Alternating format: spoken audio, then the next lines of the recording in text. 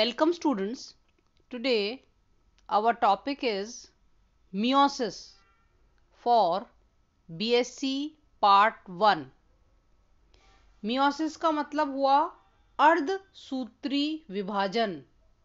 इससे पूर्व भी हम लेक्चर में देख चुके थे सूत्री विभाजन के बारे में, यानी माइटोसिस। आज हम देखेंगे अर्धसूत्री विभाजन के बारे में। तो अर्धसूत्री विभाजन का मतलब हुआ कि ये विभाजन थोड़ा विशिष्ट है और थोड़ा जटिल प्रकार का होता है। और अगर इसको देखें तो जो सेल्स डिवाइड होती हैं, यानी दो द्विगुणित जो प्रजनन कोशिकाएं होती हैं, उन्हीं में होता है ये। और नर व मादा में जो स्पर्म और ओवम होते हैं, उनके अंदर फर्टिलाइजेशन से पहले और फर्टिलाइजेशन के बाद वो वापस द्विगुणित हो जाती हैं। तो इस प्रकार प्राणियों में जो जीवन चक्र होता है, उसकी दो प्रक्रियाएं लगातार चलती रहती हैं। पहली अर्धसूत्री विभाजन यानी मियोसिस, और दूसरा है निषेचन यानी फर्टिलाइजेशन। तो जिन कोशिकाओं में अर्धसूत्री विभाजन होता है उन्हें मियोसाइट कहते हैं, और प्राणियों में ये स्पर्मेटोसाइट और oocyte में होता है। और विभाजन का जो निर्धारण है सेल्स में, वो आरएनए और डीएनए की मात्रा पर निर्भर करता है। अगर आरएनए और डीएनए हो तो अर्धसूत्री विभाजन होता है, और आरएनए और डीएनए अगर हो तो सूत्री विभाजन होता है। ठीक है, अब हम देखेंगे कि ये जो मियोसिस है, अर्धसूत्री विभाजन, तो ये दो पदों में संपन्न होता है। एक तो मियोसिस 1 और दूसरा मियोसिस 2। जो मियोसिस 1 है उसको हीट्रोटिपिक डिवीजन भी कहते हैं, और मियोसिस 2 को होम्योटिपिक डिवीजन कहते हैं। आप चित्र में भी देख रहे हैं कि जो मियोसिस 1 है उसको फिर और फेजेस में बांटा गया है। कौन कौन से फेज है मुख्य? प्रोफेज यानी प्रोफेज 1, उसको फिर 5 में बांटा गया है। लैप्टोटीन, जाइगोटीन, पैकिटीन, डिप्लोटीन और डाइकाइनेसिस। फिर मेटाफेज 1, एनाफेज 1, टीलोफेज 1। जो मियोसिस 2 है वो माइटोसिस की तरह होता है, जो पूर्व में हम पढ़ चुके हैं, और उसकी अवस्थाओं के नाम है प्रोफेज 2, मेटाफेज 2, एनाफेज 2 और टीलोफेज 2। तो हम एक एक को अब थोड़ा और अधिक विस्तार से पढ़ेंगे। तो प्रोफेज 1 को हम शुरू करते हैं। ठीक है, आप चित्र में देख करके और आसानी से इसको समझते जाएंगे। तो जो मियोसिस है यानी अर्धसूत्री विभाजन है, इसमें जो प्रोफेज 1 की अवस्था शुरू होने से पहले ही क्रोमोसोम्स यानी गुणसूत्र क्रोमैटिन जाल के रूप में होते हैं। और जब प्रोफेज की अवस्था स्टार्ट होती है तो न्यूक्लियस का जो आकार है वो बढ़ जाता है। प्रोफेज 1 में 5 उप अवस्थाएं पाई जाती हैं। इनमें से नंबर 1 है लैप्टोटीन। इस अवस्था के मुख्य लक्षण क्या क्या हैं? केंद्रक का या न्यूक्लियस का आकार और वॉल्यूम दोनों बढ़ जाता है। ये पॉइंट्स आपको परीक्षा की दृष्टि से याद रखने हैं, इंपॉर्टेंट पॉइंट्स। आप चित्र में लैप्टोटीन की अवस्था को देखते भी जाइए और इन इंपॉर्टेंट पॉइंट्स को याद कर लीजिए। और न्यूक्लियस का आकार और वॉल्यूम बढ़ जाता है, क्रोमोसोम्स सिंगल दिखाई देते हैं, जबकि जो डीएनए का डुप्लीकेशन पहले से ही हो गया है। फिर जो क्रोमोसोम्स हैं सेपरेट हो जाते हैं, पृथक हो जाते हैं, और जो गुणसूत्र हैं वो लंबे अकुंडलित होते हैं। तो इसमें असमान क्रोमोमियर के कारण ये दानेदार भी दिखाई देने लग जाते हैं। लेप्टोटीन के अंत में गुणसूत्र में छोटे छोटे कुंडलन विकसित हो जाते हैं। न्यूक्लियोलस उपस्थित होता है, और राइबोसोमल आरएनए का सिंथेसिस अधिक होने के कारण जो न्यूक्लियोलस का जो साइज है वो बढ़ जाता है। ठीक है, फिर हम देखेंगे, आप चित्र में देखिए, जाइगोटीन। न्यूक्लियोलस इसमें बड़ा दिखाई दे रहा है ना लेप्टोटीन में। अब जाइगोटीन, आप चित्र में देखिए, स्पिंडल फाइबर्स दिख रहे हैं, सेंट्रोमियर दिख रहा है, और बाइवेलेंट नाम दिख रहा है। अब इसके बारे में देखेंगे कि जाइगोटीन की अवस्था बहुत महत्वपूर्ण होती है, और इसके निम्न इम्पॉर्टेंट पॉइंट्स हैं कि जो समजात क्रोमोसोम्स हैं, गुणसूत्र हैं, इनमें पेयरिंग हो जाती है, युग्मन, और इस घटना को सिनेप्स कहते हैं, सूत्र युग्मन। और इनमें जो बने हुए क्रोमोसोम्स हैं, गुणसूत्र हैं, इनको बाइवेलेंट कहते हैं। और इनमें जो सिनेप्स होता है ये एक कॉम्प्लेक्स स्ट्रक्चर होता है, इसलिए इसको सिनेप्टोनीमल कॉम्प्लेक्स कहते हैं।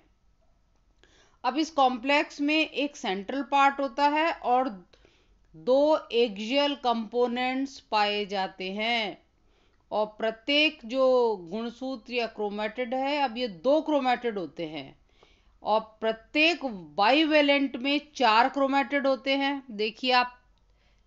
और इनको इसीलिए अब टेट्राड की अवस्था कहते हैं, टेट्राड कहते हैं। और ये जो युग्मन है ये 3 प्रकार का होता है, ये जो सिनेप्स है। एक तो है number 1 pro terminal synapse, number 2 procentric synapse, number 3 random synapse. ठीक है, ये अवस्था जहां से ये प्रारंभ होता है सिनेप्स, उसके आधार पर नाम दिया है। फिर देखेंगे पैकिटीन। पैकिटीन की अवस्था में देखिए, एक नाम है कियास्मेटा और टेट्राड दिखाई दे रहा है। अब इसको हम देखते जाइए और फिर इम्पॉर्टेंट पॉइंट्स याद रखते जाइए कि इस अवस्था में जो समजात जो गुणसूत्र हैं उनके मध्य जीन विनिमय और पुनर्योजन की घटना होती है, जो कि बहुत इम्पोर्टेंट है। एक दूसरे से जीन्स एक्सचेंज किए जाते हैं और गुणसूत्र संकुचित हो जाते हैं। तो संकुचित होने से ये छोटे और अधिक मोटे दिखाई देते हैं, और प्रत्येक क्रोमेटिड में स्वयं का सेंट्रोमियर होता है, यानी कि टेट्राड की अवस्था में 4 सेंट्रोमियर होते हैं। ये इंपॉर्टेंट पॉइंट है। 2 समजात गुणसूत्र, 2 सिस्टर क्रोमेटिड उपस्थित होते हैं, और प्रत्येक जो समजात के क्रोमेटिड सिस्टर क्रोमेटिड कहलाते हैं। और पैकिटीन प्रोफेज की लंबी अवस्था होती है, और इस अवस्था में जो जीन विनिमय होता है यानी क्रॉसिंग ओवर की घटना इंपॉर्टेंट है। ठीक है, और इस प्रक्रिया में जो बाइवेलेंट के मध्य जो क्रोमोसोम्स के पार्ट्स का आदान प्रदान होता है, खंडों का आदान प्रदान होता है, गुणसूत्रीय खंडों का। और कई जगह हमें एक्स की रचनाएं दिखाई देती हैं और उनको कियाज्मा कहते हैं। सामान्यतः एक टेट्राड में इन कियाज्मा की संख्या 1 से 3 तक हो सकती है। हमने इसमें एक शब्द पढ़ा था सिनेप्टोनीमल कॉम्प्लेक्स। तो सिनेप्टोनीमल कॉम्प्लेक्स क्या होता है, एक बार और चित्र से आप समझ लीजिए।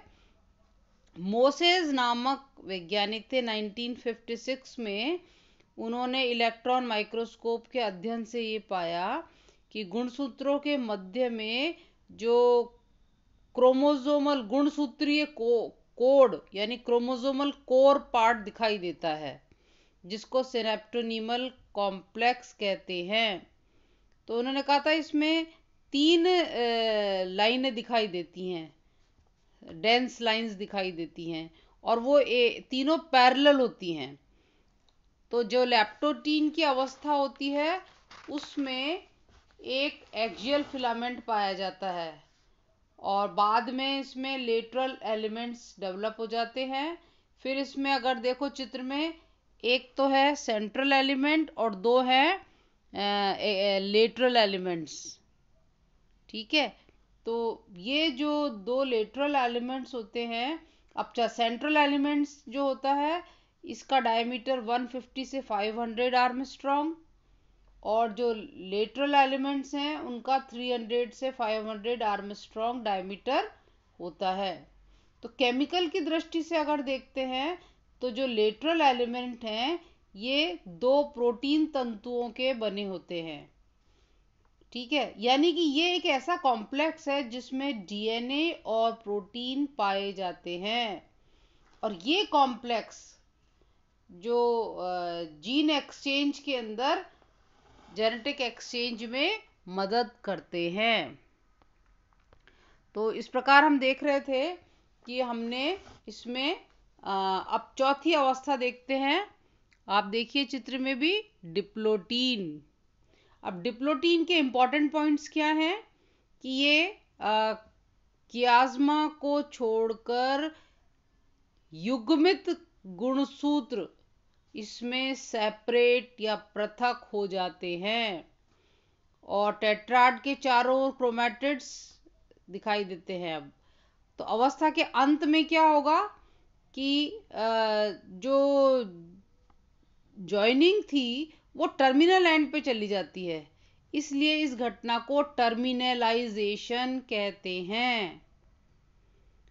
फिर अब नेक्स्ट अवस्था है 5वीं, डायकाइनेसिस।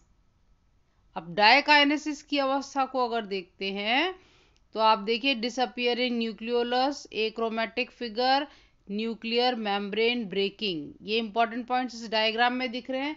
अब हम लिखने में क्या क्या इंपॉर्टेंट पॉइंट्स और लिखेंगे कि कियाज्मा की संख्या में कमी आ जाती है, गुणसूत्र केवल अपने अंतिम एंड तक जुड़े रहते हैं, और जो न्यूक्लियोलस इसमें डिसअपियर हो जाता है, और न्यूक्लियर मेम्ब्रेन क्षतिग्रस्त हो जाती है, और गुणसूत्र कोशिका द्रव में निर्मुक्त हो जाते हैं।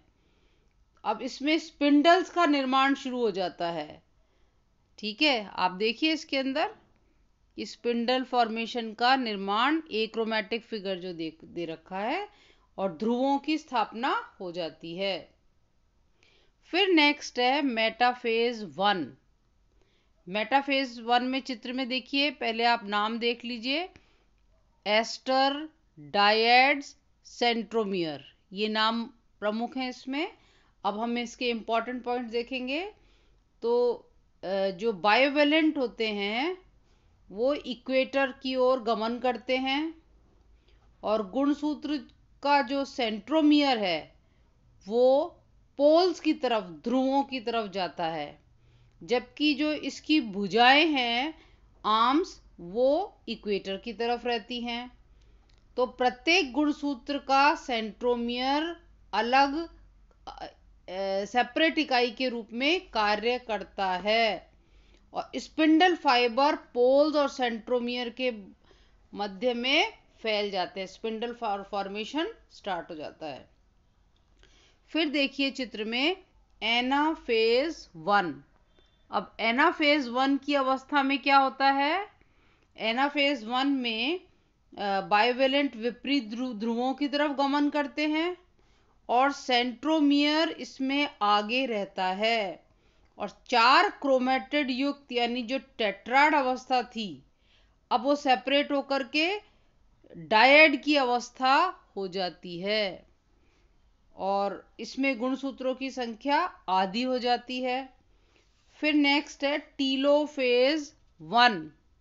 अब टीलोफेज 1 में डायड जो है विपरीत ध्रुवों की तरफ पहुंच जाते हैं, इनका आकार लंबा हो जाता है, न्यूक्लियर मेम्ब्रेन वापस आने लग जाती हैं। देखिए आप, nucleolus reappearing, daughter nucleus daughter nucleus a और बी अलग अलग हो जाते हैं इसमें कि न्यूक्लियर मेम्ब्रेन आ जाती है। और कई बार क्या होता है कि जो एनाफेज 1 से ही प्रोफेज 2 की तरफ सेल्स चले जाते हैं। तो नेक्स्ट फेज क्या होगी इसमें, ये अंतिम है इसकी मियोसिस 1 की। फिर दूसरी जो अवस्था आएगी वो बोलेंगे मियोसिस 2। अब मियोसिस 2 की अवस्था को आप देखिए, ये माइटोसिस की जैसे ही होती है और इसके अंदर जो सारे फेजेस आप पूर्व में पढ़ चुके हैं, यह विभाजन एक प्रकार से सूत्री विभाजन की तरह होता है। और प्रथम विभाजन में जो दोनों जो अगुणित कोशिकाएं होती हैं, ये विभाजित होकर 4 अगुणित पुत्री कोशिकाओं में परिवर्तित होती हैं। देखिए नीचे 4 डॉटर सेल्स बन गई हैं और इस विभाजन में वही 4 प्रमुख अवस्थाएं होती हैं जैसी कि माइटोसिस में थी। क्या क्या अवस्थाएं हैं, आप एक बार नाम वापस से देख लीजिए। प्रोफेज 2, फिर मेटाफेज 2, एनाफेज 2 और टीलोफेज 2। फिर इनको अगर देखें तो अब इसमें 4 सेल्स बन जाते हैं। तो ये बिल्कुल माइटोसिस की तरह हैं जो आप पूर्व में पढ़ चुके हैं। अब इनकी इम्पोर्टेंस क्या है, तो अर्धसूत्री विभाजन के मुख्यतः देखें तो 3 इम्पोर्टेंट पॉइंट्स हैं कि इसमें विभाजन द्वारा अगुणित युग्मकों का निर्माण होता है, फिर फर्टिलाइजेशन से वापस से 2n द्विगुणित अवस्था प्राप्त हो जाती है और जीन एक्सचेंज करने से नए आनुवांशिक पुनर्योजन बन जाते हैं और इस प्रकार जो बनते हैं गैमीट्स, उनमें भिन्न भिन्न प्रकार की आनुवांशिक संगठक पाए जाते हैं। तो क्रॉसिंग ओवर इसमें एक इम्पॉर्टेंट पॉइंट था। इस प्रकार ये सजीवों के इवोल्यूशन में इम्पॉर्टेंट रोल प्ले करते हैं, महत्वपूर्ण भूमिका होती है। इस प्रकार अब आपका अर्धसूत्री विभाजन समाप्त होता है, याद करिएगा। थैंक्स।